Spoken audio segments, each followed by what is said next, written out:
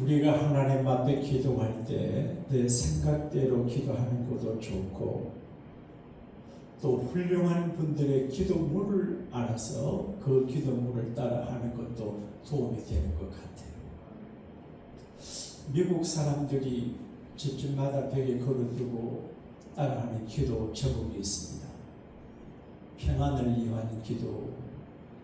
라이놀드 리버락하는 분이 기도인데, 이게 많은 미국 사람들에게 공감이 가지고 특별히 중독된 사람들에게 이 기도문을 반복해서 이제 고백하게 합니다.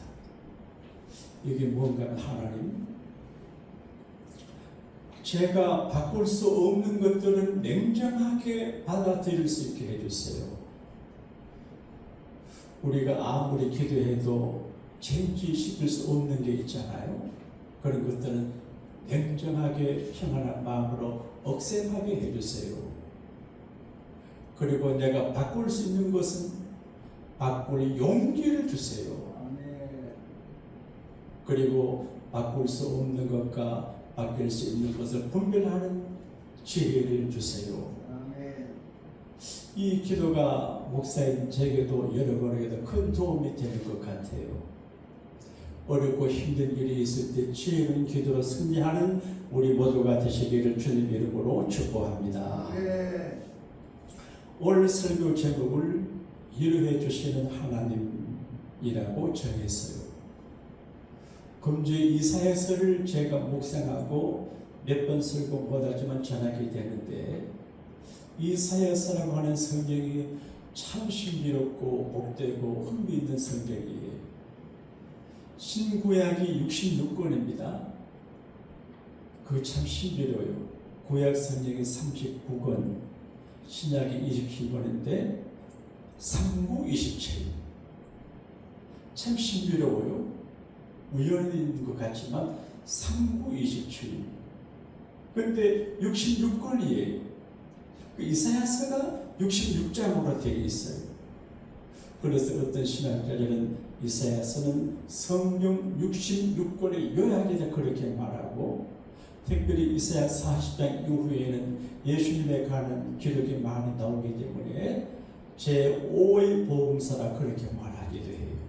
마태복음, 마가복음, 누가복음, 요한복음, 이사야서. 여러분 금주 한 주를 전하시면서 바쁜 생활 중에서지만 이사야서를 읽거나 들어보시기를 바랍니다. 제가 이 설교를 하기 위해서 이사야서를 전체 읽으면서 무슨 설교를 준비할까 미리 몇 가지 테마를 정했는데, 오늘 위로하시는 하나님이라고 하는 제목을 정하게 된 건 제 삶의 현장에서 부딪힌 사건 때문에 그래요. 제 선배 목사님 가운데서 제게 목회를 지목사처럼 하면 안 된다 그러고, 너무 열심히 하면 안 된다 그러고, 적당히 하라고 자꾸 그러는 분이 계셔서, 선배님처럼 목회하면 목회가 안 돼요. 나처럼 하세요. 이렇게 건방을 내가 떨었어요. 그분이 배짱이 없어 사람이 좋아서 늘 이리 몰려다니고 저리 시달리면서 목회해서 참 안타깝게 생각했어요. 그런데 얼마 전에 그분이 내게 자기 이사를 간대요. 늘 아파트 하우스 렌트로 사시던 분이 이사를 간대요. 그런데 700 몇십만 불짜리 집을 500만 불에 주고 사서 간대요. 만리부에. 그래서 아니 평생 목회한다고 죽을 고생을 하시는 분이 무슨 돈이 있어가지고 500만 불짜리 캐시를 주고 이사를 가나요? 아들 둘이가 있는데 큰아들이 CPA 때 결혼도 하지 않았어요. 그래서 주식 투자도 하고 CPA 관계도 해가지고 그렇게 재산을 모았어요. 아들이 현 캐시로 700만 불짜리 500만 불 주고 샀어 가요. 그때 제 마음속에 순간, 하나님은 주의 종들을 위로하구나. 평생 이리 시달리고 저리 시달리고 이리 밀리고 저리 밀리고 힘겹게 가슴 죄를 사시는 분인데 아드님을 통해서 저렇게 위로해 주시는구나. 그래서 그 즉석에서 이번 주옷을 비는 위로하시는 하나님이라고 해야지 생각했습니다. 한번 따라합시다. 위로해 주시는 하나님. 위로해 주시는 하나님. 위로가 필요 없는 사람은 아무도 없습니다. 신부님의 이야기예요. 방송에서 한 이야기를 적은 걸 내가 읽었는데, 사회한분의 신부님은 사랑의 배신을 당한 적이 있습니까? 사랑의 상처를 받은 적이 있습니까? 결혼 안 하니까 없을 거죠. 그런데 그 신부는 예, 나는 사랑의 상처가 많고 사랑의 배신을 많이 당했습니다. 그러더래요. 사회자가 아니 신부님은 결혼도 하지 않잖아요. 그러니까 성당에 나온 신자들에게 배신당하고 받은 상처가 많습니다. 그러더래요. 하나님의 종으로 결혼까지 포기하고 사랑하는 신부님이 그것도 성당 안에서 상처가 많대요. 그것도 위로가 필요하거든. 그렇다면 하물며 가정에서 어려운 가족들과 더불어 살아가고 이민사회에서 이 사람 저 사람 만나고 어려운 미국 사회 구조 속에서 영어도 서툰데 우리가 무시당하고 멸시당하고 천대받고 고통당하는 아픔이 얼마나 많겠어요. 그러니까 위로가 필요하지 않는 사람은 한 사람도 없어요. 누구나 위로가 필요해요. 오늘 이사야 선지자에게 하나님께서 말씀하시기를 내 백성을 위로하라. 따라합시다. 내 백성을 위로하라. 교인들은 하나님에게 위로받는 사람이에요. 여러분과 제가 사람들이 하지 못한 위로를 하나님에게 받는 루틴이 있어야 되거든요. 하나님의 위로받는 그 길이 없으면 실패합니다. 남편에게 상처받고 아내에게 괴로움당하고 친구에게 배신당하고 가느라고 그래도 하나님께서 위로의 친절을 알아야 되거든요. 근데 이사야서를 보게 되면 1장에서 39장까지는 하나님이 혹하게 아주 이스라엘의 죄를 지적을 하고 유민족의 죄를 지적하고 심판과 형벌을 이야기해요. 제가 늘 기억하는 말이 있습니다. 악을 행하는 사람들에게 공고함이 있다. 죄를 짓는 게 달콤하고 재미있고 또 유익하고 선악과처럼 보암직하고 먹음직하고 먹고 나면 지혜가 넘칠 것 같은데 선악과 따먹고 나면은 곤고가 있어요. 악을 행하는 모든 사람들에게 환난과 곤고가 있어요. 이건 목사도 예외가 아니고 여러분도 예외가 아니에요. 그러니까 가장 지혜로운 사람은 죄를 안 짓고 그냥 사는 게 죄입니다. 할렐루야. 네. 그 죄를 안 지을 수 없잖아요.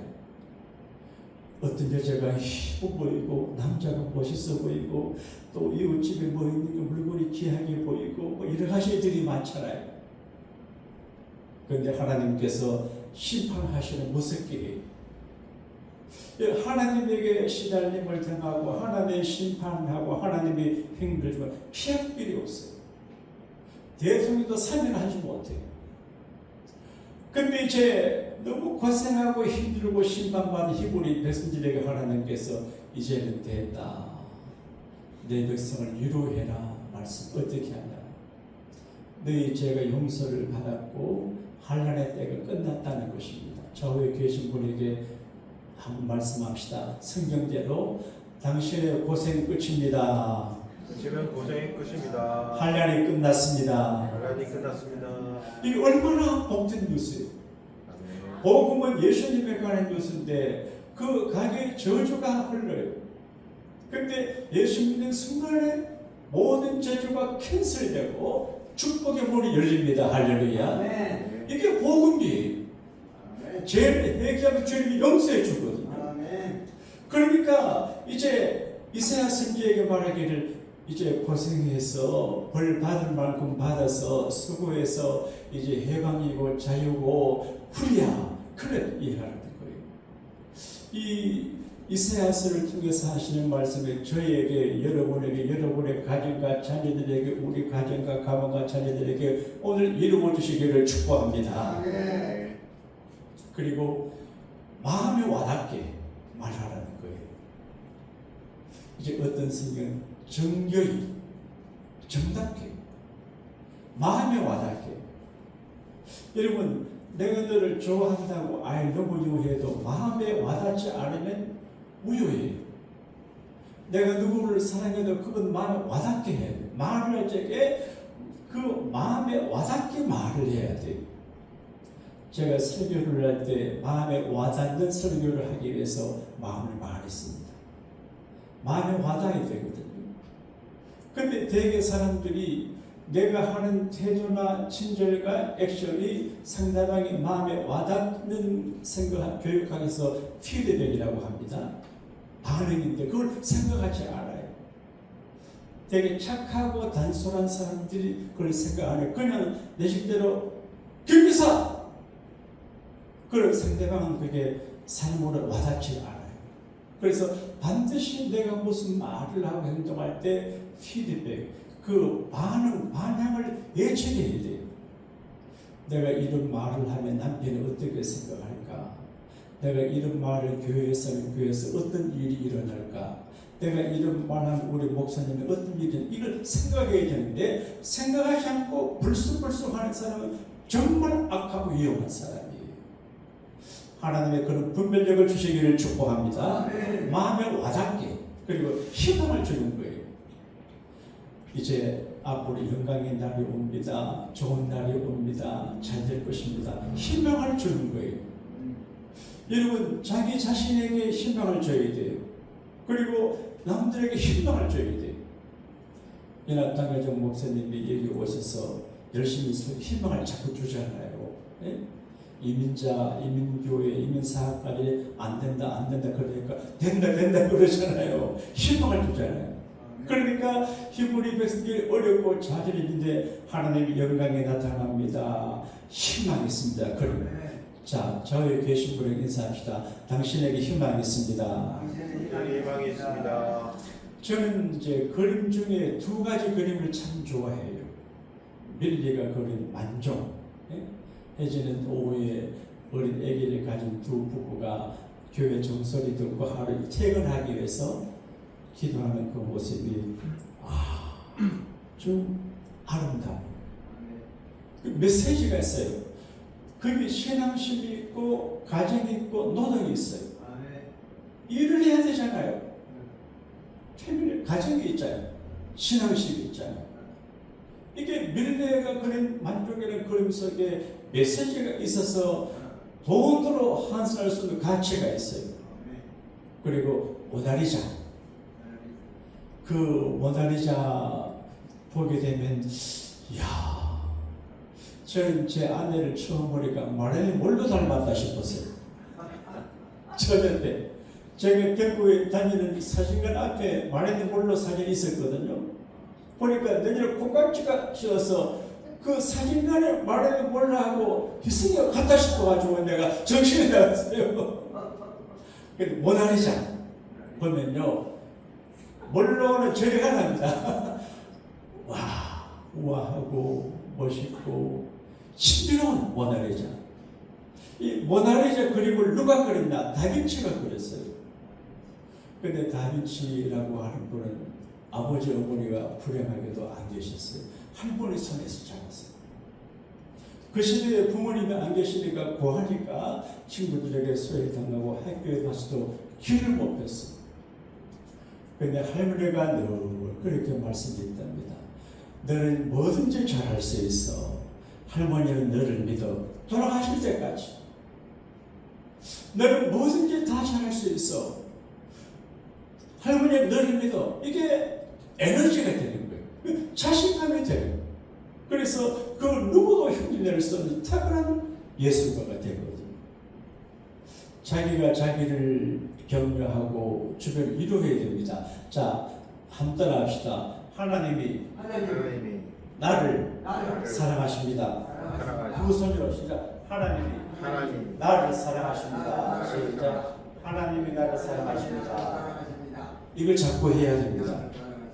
저도 가끔 하나님이 나를 별로 좋아 안 하나 걱정했는데 억지로 이렇게 하니까 사랑하시는 것 같아요. 부족했다고. 그러니까 격려하고 유념해 줘야 돼요. 근데 희망을 주는 것입니다.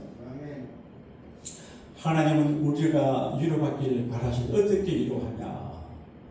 사람을 통해서 위로, 사람. 제가 감동적인 글을 읽었습니다. 어느 고등학생이 아버지하고 어제 같은 교통사고 장면인데 두 다리가 다쳐서 보조개 두 다리를 해야만 되게 됩니다.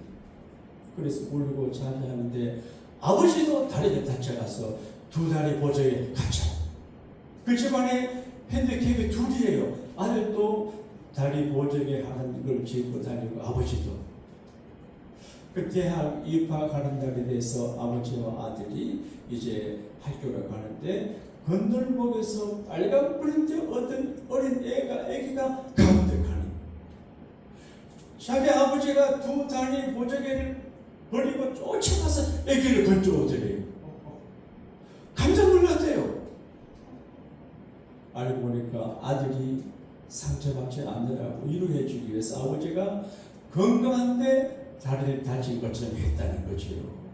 이게 아버지의 사랑이에요. 제 형님 목사님은 복이 많으셔가지고 우리 엄마가 자꾸 형만 잘 되려 그래가지고 잘 돼가지고 일찍 좋은 차를 타고 다녔어요. 그래서 좋은 차를 그때 차가 귀할 때입니다. 그러면 보통 제 같으면 그 차를 타고 노예나 추위할 때 일부러 쫙 가가지고 많은 사람 보라고 다 드릴 거거든요. 근데 제 형님이 뒷사람인데 다른 목사님들 못 보게 저쪽에 차를 서놓고 걸어갔대요. 이게 동생하고 형이 차이인 것 같아요. 이게 위로하는 마음이에요. 어린 목회자들 위로해야지. 그러니까 하나님이 뭐 10,000명에도 목회 저들 자꾸 그러려고 하니까 3,000명이 될 것 같아요. 하나님은 사람을 통해서 위로하세요. 김관성 목사라고 하는 분을 제 아들이 한번 이야기를 해요. 이분이 주목받는 목사님이다. 그걸 보니까 뭐 나나 거나 아니 촌놈처럼 생겨가지고 말투 막 경상도 사투리 나는 그런 거 싫어하거든. 나는 아이고 듣지도 보지도 않았어. 아이고 촌놈처럼 해가지고 제가 근데 주목을 받는데 그래 제가 우연히 이제 우리 아들이 새롭게 하소서를 작곡하라고 그러는데 한번 보니까 그런 이야기가 나와요. 참 단칸방에 감옥에 살고 아버지가 도박 꾸리고 술 꾸리고 이 술꾼 가지고 엄마 머리 때려서 피가 나게 하고 그런 가정에 자랐어. 형은 마을에 조폭이고 자기가 백화점 가서 물건을 훔치다가 이제 발각이 돼가지고 감옥에 갔대요. 경찰서 갔는데 형이 와서 이렇게 빼내면서 조양원에 가서 말하기 야 다음 절부터 교회 가. 교회 안 가면 가만 안 둘 거야. 조폭형이 교회 가라고 그러더래요. 그 동생이 잘못되니까 친구들한테 물어보니까 나쁜 애들도 교회 가면 좋아진다는 말 듣고 형이 강제로 그 다음부터 교회 안 가면 가만 안 둬? 형이 무서워서 교회 갔대요. 그러면 인상도 험한 데다가 안 좋은 가정에서 자기 형도 조폭인데 교회 가니까 처음에는 한영하다가 다 뭘 예면하더래요. 아이고 이상한 데가 왔다. 근데 그 교회 어떤 교회 선생님인데 샌디스쿨에 가르친 선생님인데 이영애라고 하는 분을 기억하는데 와가지고 이렇게 말해요. 간성아 내가 사람 볼 줄 아는데 내가 네 눈을 보니까 네가 앞으로 큰 힘을 될 사람이다 그러거든. 그래서 나 교회 붙잡으려고 사기친다 싶었어요. 근데 만날 때마다 너는 눈빛이 달라. 큰 인물이 될 거야. 근데 학교 가면 이제 등록금 못 내니까 방송실에서 누가 좋은 자리 잡고 하는데 이걸 그 선생님 알아낸가 봐요. 그래서 한 분은 불러가지고 봉투를 세게 줘요. 이거는 등록금이고 이거는 학용품 돈이고 이거는 용돈이다. 졸업할 때까지 그분이 도와줬대. 근데 개척교회를 하는데 안 돼. 그런데 그 이미지에, 그 어투에, 그 실력으로 개척교회가 안 되게, 내가 봐도 안 될 것 같아.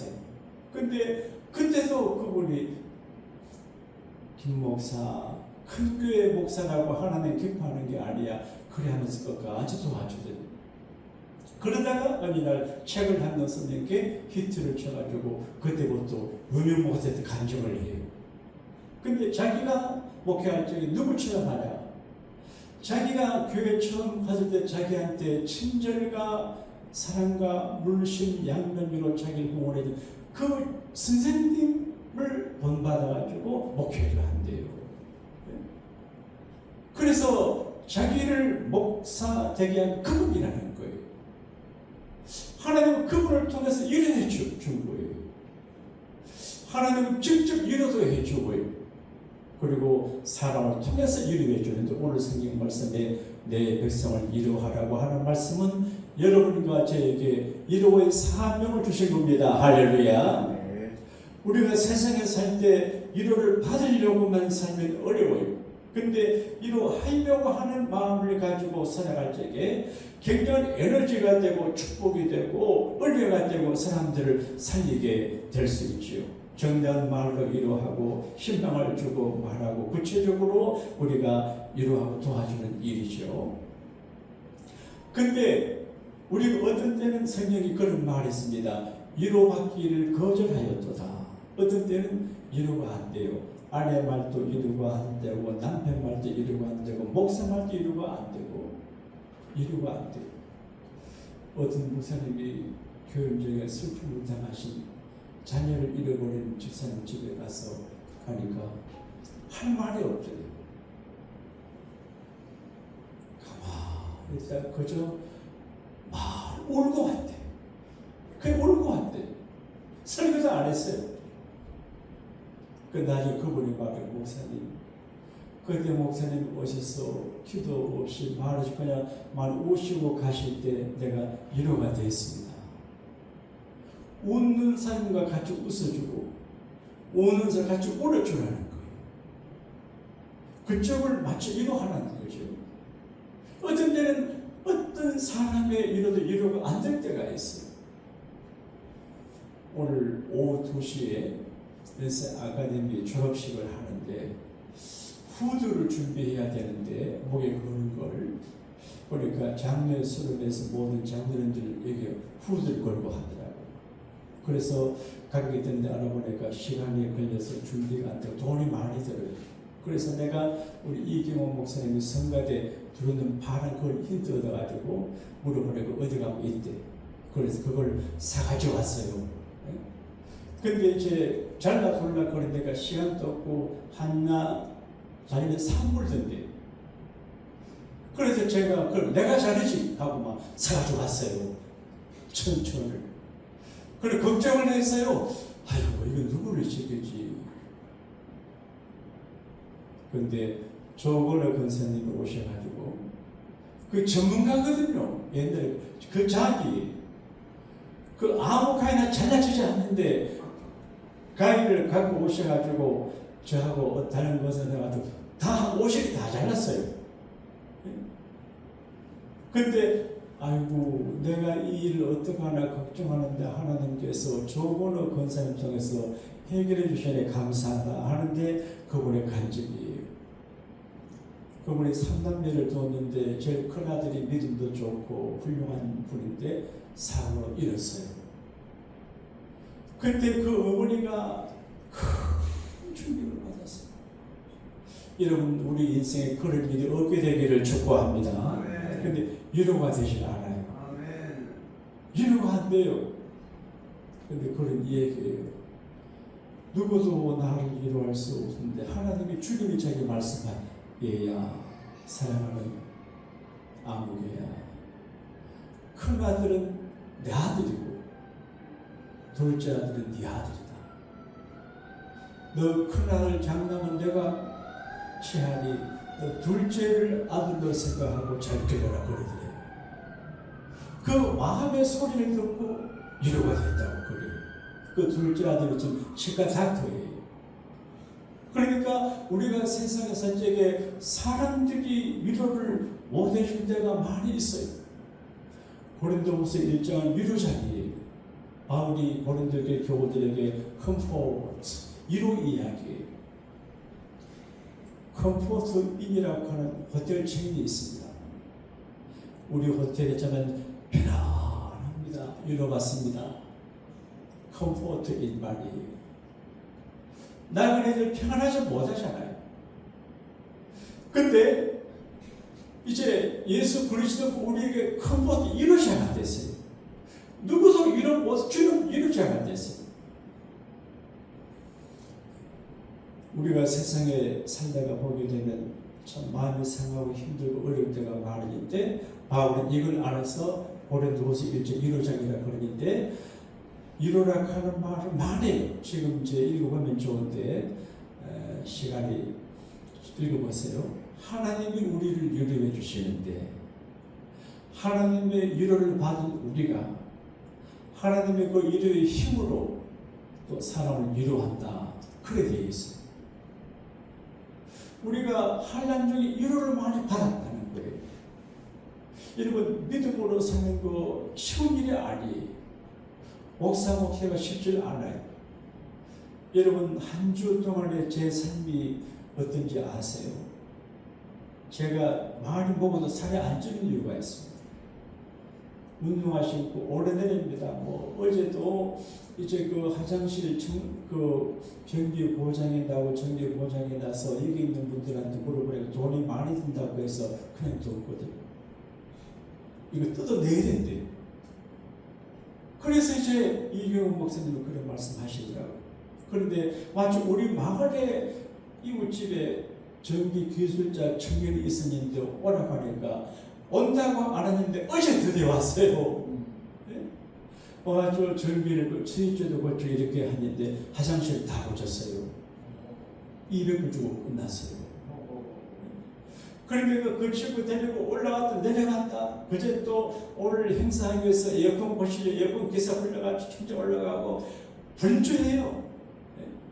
그리고 제 아내가 물건 사면 내가 그 물건 다 내리고 다 걸합니다. 그래 운동화 신고 다니니까 살ጭ 겨를이 없어요.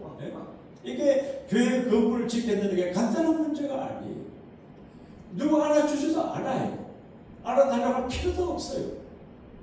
그래도 기쁘게 그러니까 제가 계단에 막 올라가고 그러잖아요. 훈련이 돼가지고 살도 안 쪄요. 배도 없어요. 배도 안 나와요. 얼마나 감사해요. 그러려면 장로는 권사님 주사님 또 반주자를 하다 보게 되면 이런 가지 일들이 많아요. 이걸 생각하면 노와 방주 짓기예요. 따라합시다. 교회 생활은 노와 방주 짓기다. 120년간 지어요. 돈 벌어 방주 짓고 시간 나면 방주 짓고 다 일생벽에 맞췄어요. 남들보다 어리석어요. 그럼 현대 조선소에서 이제 노와 방주를 연구했는데 보니까 노도 없고 돛도 없고 키도 없어요. 그냥 바다에 떠 있는 거예요. 그런데 거센 풍랑이 불어도 침몰되지 않고 구조가 되어 있대요. 그러니까 돛도 없지요. 어디로 갈지 몰라요. 그러니까 이 교회라고 하는 신앙생활은 하나님께 맡기고 인도하시는 대로 그냥 가는 겁니다. 할렐루야. 내 주여 뜻대로 행하시옵소서. 그러니까 보통 배를 만들 때 키를 만들고 돛을 만들지만 닻을 만드는데 노아 방류 그게 없어요. 그 미식 축구장 1배 반이라고 하는데 그게 정말 고생했는데 거기 들어가 노아의 가족의 구원받이 우리가 노아 후손이에요. 혈액형이 다 똑같잖아요. A형, B형, O형. 각 AB형이 있지만요. 흑인, 백인, 조선의 같아요. 똑같은 종족, 노아의 후손들이에요. 그러니까 노아가 방주 짓는 게 얼마나 힘들어요. 그래서 그 방주를 지어서 구원받잖아요. 그리고 위로를 받잖아요. 여러분, 교회는 사람들이 하나님의 위로를 받는 곳입니다. 할렐루야. 나도 위로를 받고 여러분들 위로를 받아요. 제가 목사인데요. 가끔 이제 제 형님이 와서 설교하시니까 설교할 기회가 많지 않고 그러는데 어떤 때 심신의 고다라고 공부할 적에 내가 예배를 인도하고 나면 가버려지고요. 이상한 힘이 있어요. 그러니까 예배하고 예배 드리고 하는 게 신경을 에너지를 주거든요. 이런 교회에서 이런저런 일을 하시다가 저처럼 그런 경험을 할 수 있게 되시기를 축복합니다. 네. 날씨가 더운데 여러분 오늘 교회 나오신 것만 해도 감사한데 히딩크라고 하는 분의 이야기로 말씀을 마무리할게요. 이번에 홍명보라고 하는 한국의 축구 감독은 욕을 많이 먹는데 한 사람에게 한 가지 작을 줬어. 너는 여기에서 이 일을 하라. 그렇게 했어요. 끝까지 고집을 부렸어요. 그런데 히딩키라고 하는 감독은 멀티 포지션이라 그래서 그게 내가 잘 모르지만 유럽형, 남미형 이제 축구가 아닌데 멀티 포지션이라고 하는 말은 한 사람이 여러 가지 포지션을 소화할 훈련이에요. 1번 선수가 2번 일도 할 수 있고 그래서 멀티 포지션 그래서 사람인가 뭐 그렇게 갖다 보내더라고요. 교회도 그런 것 같아요. 교회도 멀티 포지션인데 멀티 포지션 목사가 청소도 하다가 밥도 하다가 말이에요. 그래 교회에서 나는 요것만 한다 그것이 아니라 이것도 저것도 하고 그런 예 여기 필요하면 저기 하고 저기 하고 금요일 새벽에 내가 참 가슴 아픈 일을 경험을 했어요. 제가 우리 정성여 권사님 오신다고 문 열어놓고 앉아 기다리고 있는데 어떤 40대 어떤 여자가 화장을 하고 여기 팔찌에 금걸 이고 이상한 홈리스 좀 미친 여자 같은 여자가 앞으로 지나가요. 그래서 아이고 멀쩡한 여자가 아주 미국 와서 멕시카는지 모르겠는데 아이고 그래 동료심의 생긴인데 그분이 나를 보더니만 새벽기도 합니까 물어요. 그래서 예 합니다. 그래서 무엇을 들었어요? 카드를 갖고 씌워놓고 들어왔어요. 그래서 이제 새벽기도 이제 안 목사님 설교하는데 나는 잘 몰라. 나중 보니까 새벽기도 앉아 있다가 그 화장실에 가서 얼굴 씻고 그래 했대요. 나는 몇 개까지 기도하고 있는데 누가 피아노를 치는 소리가 들려요. You raise me up. 누구가 피아노 치나 내 아내가 칠 것 같지도 않고 누가 몰랐어요. 내가 그 여자가 피아노 치고 있어요. 잘 쳐요. 교인이 있던 것 같아요. 교회 다녔던 것 같아요. 새벽 기도를 알아요. 근데 지금 좀 이상하게 됐어요. 왜 그랬는지 몰라요. 저는 목사로서 교회 안에 있는 교인들을 잘 관리해서 저런 부류의 사람들이 일어나지 않게 해야지. 눈물이 나더라고요. 좀 불쌍해요. 그래서 교회가 뭐 끝까지 책임 못 지니까 그 문을 닫아야 되니까 좀 나가시라고 하니까 날 보고 돈 400불 주려고 그래요.